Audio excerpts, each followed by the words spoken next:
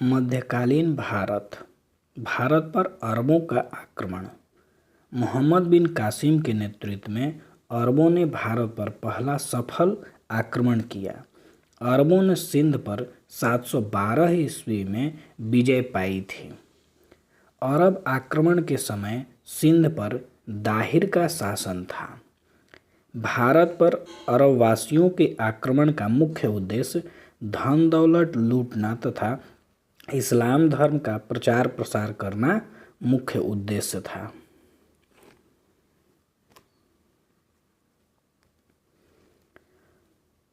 महमूद गजनी 932 ईस्वी में अल्पतगीन नामक एक तुर्क सरदार गजनी साम्राज्य की स्थापना की, जिसकी राजधानी गजनी थी।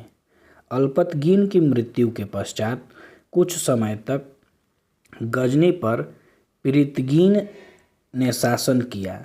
इसी के शासनकाल में सर्वप्रथम भारत पर आक्रमण किया गया।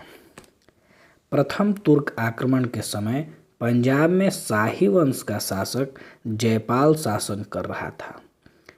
अल्पतगीन का गुलाम तथा दामाद सुबुतगीन 977 ईस्वी में गजनी की गद्दी पर बैठा। मोहम्मद गजनी सुबुतगीन का पुत्र था।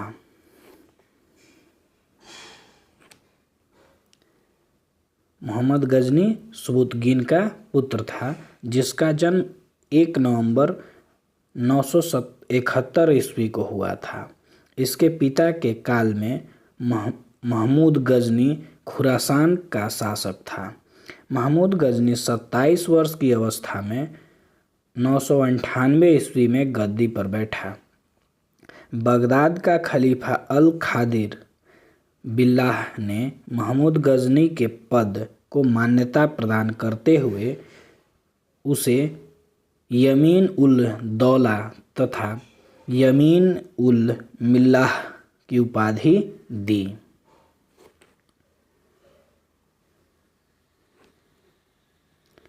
महमूद गजनी ने भारत पर 17 बार आक्रमण किया। महमूद के भारतीय आक्रमण का वास्तविक उद्देश्य धन की प्राप्ति था। महमूद गजनी एक मूर्ति भंजक आक्रमणकारी था। महमूद गजनी ने भारत पर प्रथम आक्रमण 1000 ईस्वी में किया तथा पेशावर के कुछ भागों पर अधिकार करके वह अपने देश लौट गया। महमूद गजनी ने 1001 ईस्वी में शाही राजा जयपाल के विरुद्ध आक्रमण किया था। इसमें जयपाल की पराजय हुई थी। महमूद गजनी का 1008 ईस्वी में नगरकोट के विरुद्ध हमलों को मूर्तिवाद के विरुद्ध पहली महत्वपूर्ण जीत बताई गई है।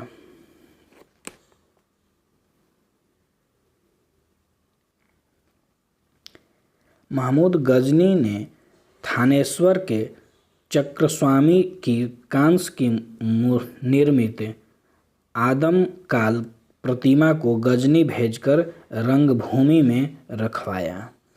महमूद गजनी का सबसे चर्चित आक्रमण 1025 ईस्वी में सोमनाथ मंदिर सौराष्ट्र पर हुआ।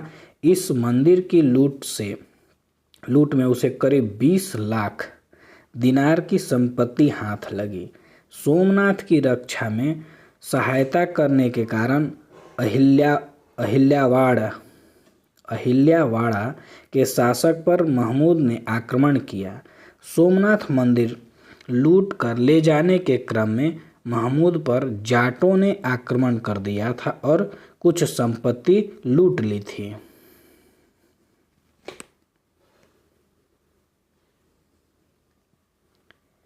महमूद गजनी का अंतिम भारतीय आक्रमण 1027 ईस्वी में जाटों के विरुद्ध था। महमूद गजनी की मृत्यु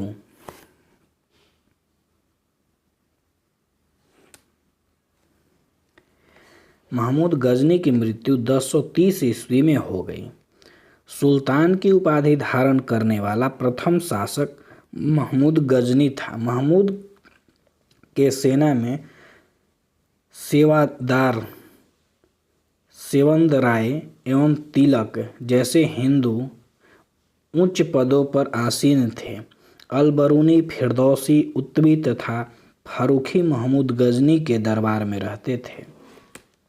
मोहम्मद गौरी महमूद गजनी के अधीन एक छोटा सा राज्य था। 1173 में शहाबुद्दीन मोहम्मद गौरी गौर का शासक बना।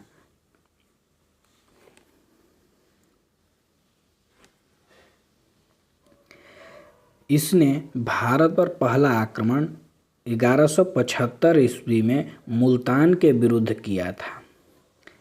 मोहम्मद गौरी का दूसरा आक्रमण 1178 ईस्वी में पाटन, गुजरात पर हुआ। यहाँ का शासक भीम द्वितीय ने गौरी को बुरी तरह परास्त किया। मोहम्मद गौरी द्वारा लड़ा गया प्रमुख युद्ध।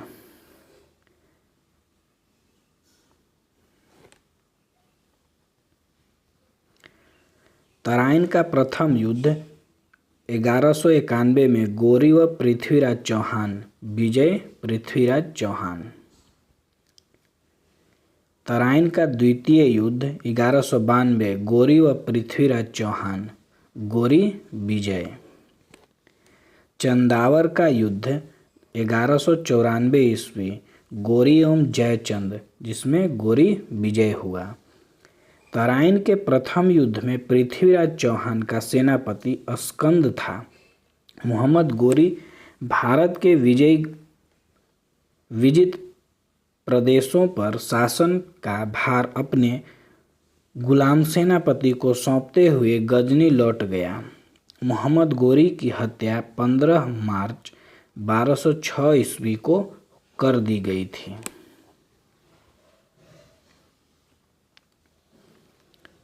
सल्तनत काल में गुलाम वंश 1206 से 1290 ईस्वी। गुलाम वंश की स्थापना 1206 ईस्वी में कुतुबुद्दीन ऐबक ने किया था। वह गौरी का गुलाम था। गुलामों को फारसी में बंदगां कहा जाता था तथा इन्हें सैनिक सेवा के लिए खरीदा जाता था। कुतुबुद्दीन ऐबक ने अपना राज्याभिषेक 24 जून 1206 ईस्वी को किया था। कुतुबुद्दीन ऐबक ने अपनी राजधानी लाहौर में बनाई थी।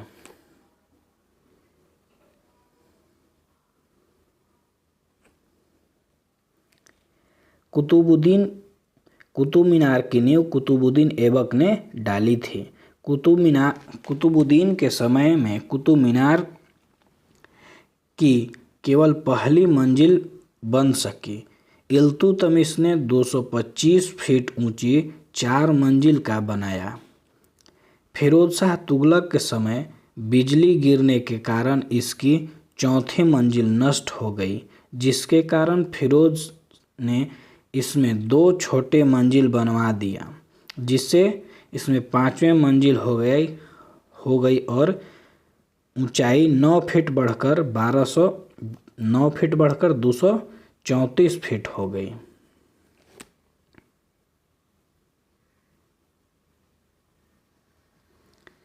इल्तुतमिश के महत्वपूर्ण कार्य। कुतुब मीनार के निर्माण को पूर्ण करवाया।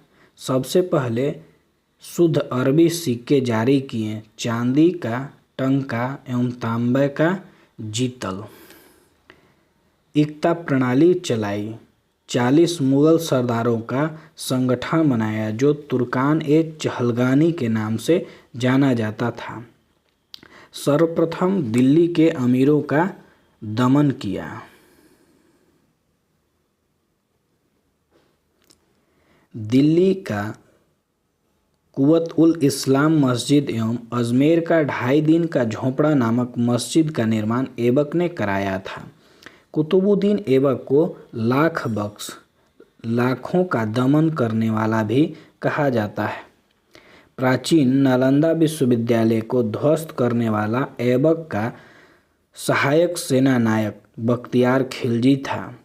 ऐबक की मृत्यु 1210 ईस्वी में चौगान खेलते समय घोड़े से गिरकर हो गई। इसे लाहौर में दफनाया गया। ऐबक का उत्तराधिकारी आराम शाह हुआ, जिसने सिर्फ 8 महीने तक शासन किया।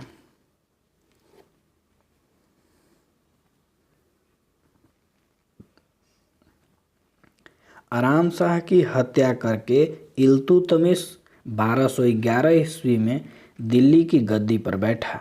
इल्तुतमिश तुर्किस्तान का इल्बरी तुर्क था, जो ऐबक का गुलाम था एवं दामाद था। गुलाम था और दामाद भी था। ऐबक की मृत्यु के समय वह बदायूं का गवर्नर था।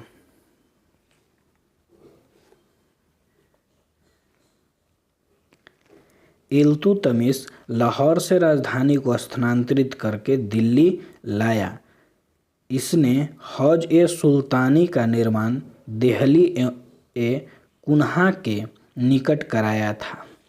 इल्तुतमिश पहला शासक था जिसने 1229 ईस्वी में बगदाद के खलीफा से सुल्तान पद की वैधानिक स्वीकृति प्राप्त की थी।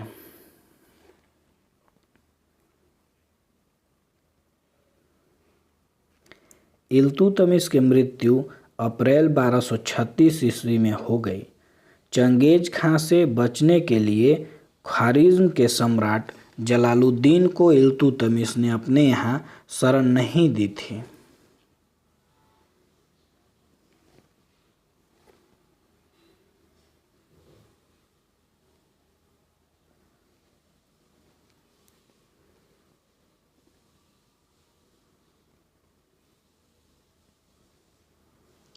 इल्तुतमिश के बाद उसका पुत्र रुकुद्दीन फिरोज गद्दी पर बैठा। वह एक अयोग्य शासक था। इसके अल्पकालीन शासन पर उसकी मां शाह तुर्कान छाई रही। शाह तुर्कान के अवांछित प्रभाव से परेशान होकर तुर्की अमीरों ने रुकुद्दीन को हटाकर रजिया को सिंहासन पर आसीन किया। इस प्रकार रजिया बेगम प्रथम मुस्लिम महिला थी जिसने शासन की बागडोर संभाली।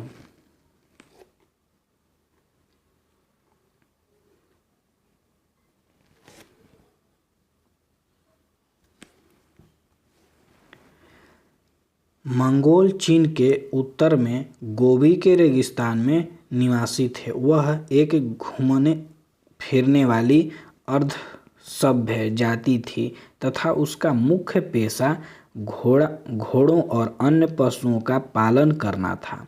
वे बहुत गंदे रहते थे तथा सभी प्रकार के मांस खाते थे।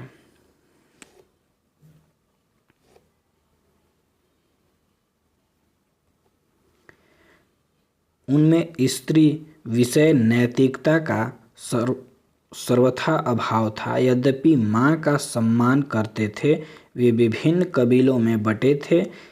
इन्हीं कबीलों में से एक 1163 ईस्वी में तेमुचीन उर्फ चंगेज खां का जन्म हुआ, जिसने महान चंगेज द ग्रेट और श्रापित दोनों पुकारा गया।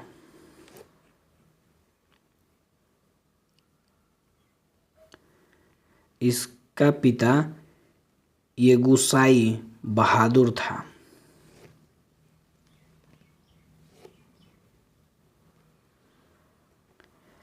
रजिया ने प्रदा प्रथा की त्याग कर तथा पुरुषों की तरह चोंगा, काबा एवं कुलाह टोपी पहनकर राजदरबार में खुले मुंह से जाने लगी। रजिया ने मलिक जलालुद्दीन याकूत को अमीर ए अखूर घोड़े का सरदार नियुक्त किया। गैर तुर्कों को सामंत बनाने के रजिया के प्रयासों से तुर्क अमीर विरुद्ध हो गए और उसे बंदी बनाकर दिल्ली की गद्दी पर मुइजुद्दीन बहराम शाह को बैठा दिया। रजिया की शादी अल्तुनिया के साथ हुई थी। इससे शादी करने के बाद रजिया ने पुनः गद्दी प्राप्त करने का प्रयास किया, लेकिन वह सफल नहीं हो सकी। रजिया की हत्या 13 अक्टूबर 1240 ईस्वी को डाकुओं के द्वारा कैथल के पास कर दी गई थी। आराम शाह को बंदी बनाकर उसकी हत्या मई 1242 ईस्वी में कर दी गई। उसके बाद दिल्ली का सुल्तान अलाउद्दीन मसूद शाह बना। बलबन ने षड्यंत्र के द्वारा 1246 में अलाउद्दीन महमूद शाह को सुल्तान के पद से हटाकर नासिरुद्दीन महमूद को सुल्तान बना दिया। नासिरुद्दीन महमूद ऐसा सुल्तान था जो टोपी सीकर अपना जीवन निर्वहन करता था। बलबन ने अपने पुत्री का विवाह नासिरुद्दीन मोहम्मद के साथ करा दिया था। बलबन का वास्तविक नाम बहाउद्दीन था। वह इल्तुतमिश का गुलाम था। तुर्कान ए चहलगानी का विनाश बलबन ने किया था। बलबन 1266 ईस्वी में गयासुद्दीन बलबन के नाम से दिल्ली की गद्दी पर बैठा। यह मंगोलों के आक्रमण से दिल्ली की रक्षा करने में सफल रहा। सीरी नामक नया नगर बलबन ने बसाया था। राज दरबार में सिजाद एवं पैबोस प्रथा की शुरुआत बलबन ने की थी। बलबन ने फारसी रीति रिवाज पर आधारित नवरोज फारसी साल का पहला दिन उत्सव को प्रारंभ कराया था।